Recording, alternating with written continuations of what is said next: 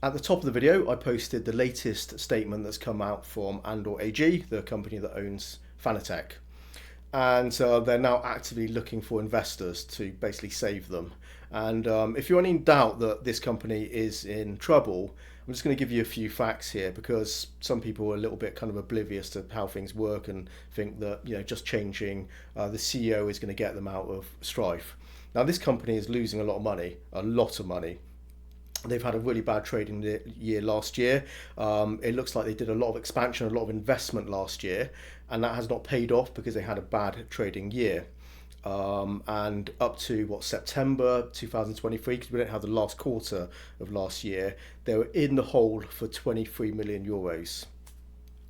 And this is not a company that makes 23 million euros in profit per year. But they had a pretty good year in 2022.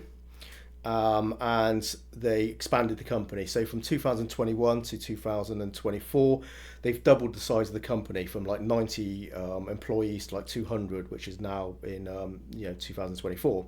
So they've obviously increased their cost base, and they've also spent money on infrastructure, and they put a lot of money into expanding the business last year, which hasn't paid off, and that's put them in this really dire position that they are really struggling. Hence the reason why Thomas Jackemeyer was basically removed from his position as CEO. The founder of the business is no longer in that position. And also to give you some perspective on how bad it is, 12 months ago today, the share price was 12 euros and a bit. And that gave the company a market cap value of 185 million euros. Now, year on, which is today, the share price is now 62 cents. And overnight, since they released that statement about looking for investors, their share price has dropped 62%. So yesterday, their share price is 1.61 euros, so €1.61. Now it is 62 cents. So effectively, the company value has dropped by another 62% overnight.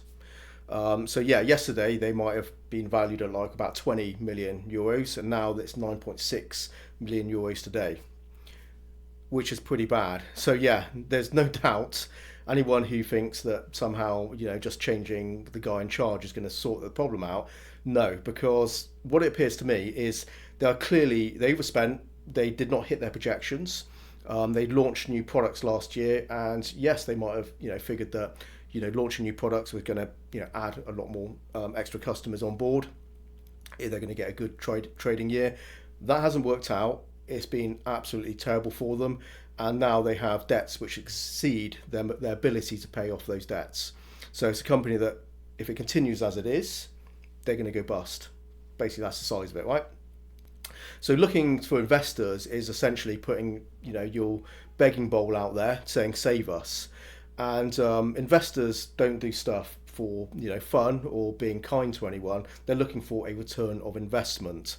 So actively going out there and saying save us, give us money to save this company from going under, is a desperate measure. It's a last ditch effort to save this business. So they need someone to save them because they cannot stand up on their own 2 feet as it is currently.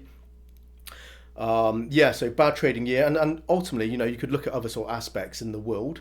Interest rates have gone up. So servicing debt like they are, or you with your mortgage, prices have gone up. The price of servicing your mortgage has gone up. The price of them servicing their debts has gone up, which is obviously bad for them as well, which they may have not factored into their heavy borrowing over last year. And also, inflation is hitting everything. So costs of everything going up, salaries, components, materials, everything is more costly. So they are, a more expensive business to run. And of course, they've increased their workforce by a significant amount, and it hasn't paid off. So they're carrying a lot of extra costs that they weren't previously, and they're not selling stuff. They're not selling enough stuff. They're selling stuff, just simply not enough to service their debt. It's not sustainable. And anyone who thinks a business is too big to fail, well, that's just bullshit. That's not true at all. They're selling a luxury item. They don't need to exist in the world. But it'd be a sadder place if they didn't exist in the marketplace. They have been innovators. They have forged ahead, and they have pushed ahead hardware for sim racers.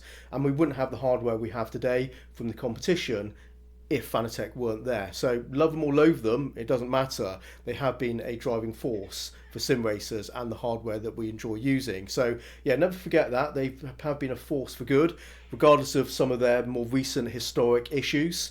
Dealing with customers, take that out of the equation. They have been a force for good for sim racers, for the hardware that they have brought out to the market and over the years. So yeah, it'd be sad if they did disappear, but there is a risk of them disappearing. And I still hold my position. There's SimCat. I'll do SimCat.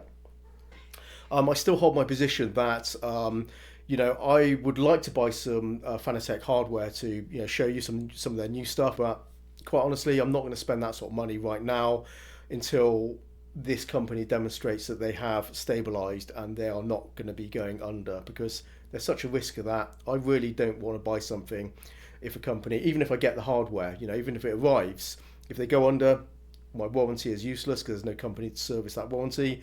And obviously there's no software updates, there's no driver updates, no firmware updates if they don't exist. So yes, there is a risk for new users to buy FANATEC products.